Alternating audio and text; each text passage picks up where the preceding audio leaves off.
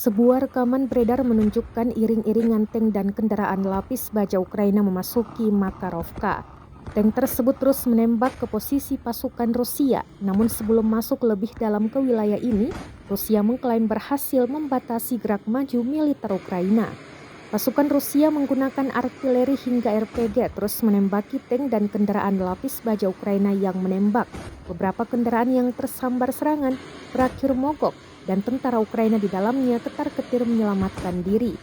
Rekamannya beredar di Telegram pada Selasa 13 Juni 2023. Dalam keterangan unggahan disebutkan selama serangan di arah Donetsk Selatan, militan angkatan bersenjata Ukraina dengan peralatan NATO memasuki pinggiran utara desa Makarovka. Dalam rekaman itu tampak pula momen mobil lapis baja Ukraina ditabrak RPG oleh para pejuang Rusia yang duduk di dalam rumah.